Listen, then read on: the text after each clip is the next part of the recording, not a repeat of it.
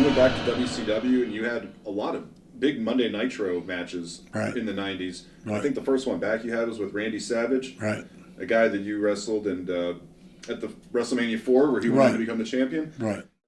It was good there, and I put him over, but it was a good way that I did it, and he sold for me. No, I had a good relationship with Randy. Yeah. Were you close with the Poffo family at all? Yes. In fact, they came over to my house. I knew Lanny, and I knew, I forget the father's name. Angelo Poffo. I knew their mother. Yeah, we socialized with those people. Those are good people. Do you have any memories of that match that you had with him at WrestleMania 4? You wrestled twice that night. I wrestled Steamboat.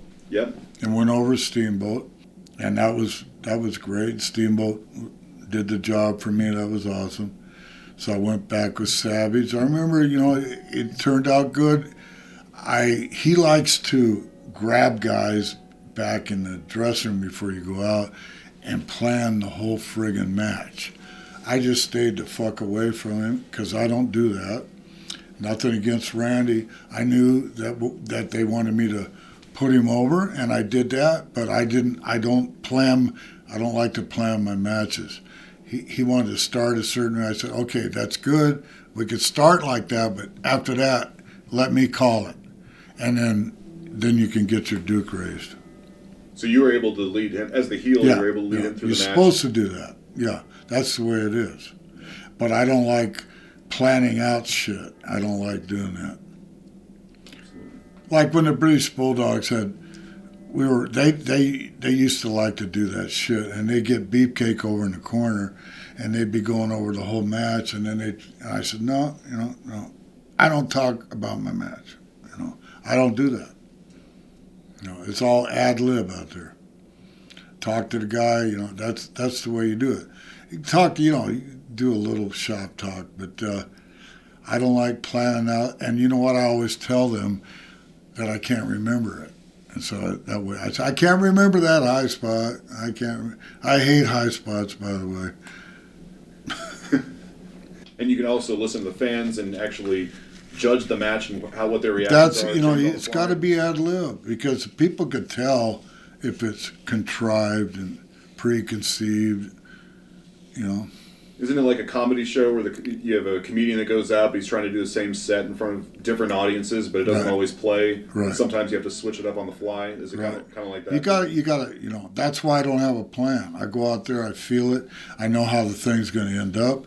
If I have a real heated angle with somebody, like with Tito, where I broke his leg, and now he's one of the first matches that I come back, I'm going to let Tito run after me, and I'm gonna let him. You got to put his shit over first, because he's going to be mad. But it's all psychological. Then you take over. Did you enjoy this run here in WCW when you went back? And were you promised anything during the second time? Yes. Actually, Hogan helped get me in then too, and it was Eric Bischoff as a booker. I got a good contract, a good deal, and. No promises. They put me over on WCW Saturday Night, and I would, like I put Luger over one time and Macho Man, but it was my finishes, and so you can lose gracefully. So I did that. That was on the big stage, and I would come back on Saturday night's WCW Saturday Night, whatever it was called. And I would win matches there, so cool. So it kept me borderline. But they eventually let me go, because I was not being used that much, since I'd sit around a lot. So I ended up, started doing independence, because I didn't want to stay home all the time. I want to make money, and every weekend I'm sitting home. So I did that, but they eventually let me go. I don't know why. I just, okay, they sent me a letter. You won't be working for us in 2 weeks from now or something. Hey, fine, But it was good exposure, and I had a good time, that short time there. Yeah. and was able to probably help out with the independent. Then I went right back to the independents, and independents really were taking off again. And then I went back to Japan, I went back to Europe. So it was all good. And then, then it eventually ended up being autograph sessions all over the place. Comic cons, that came in. So there was all kinds of stuff to do. A lot of money on that circuit, too. Yeah. You also wrestled the Giant early on in his career, Paul Wight. Yes. Do you remember anything about this match? I remember it was outdoors. It was in Disneyland or Disney World.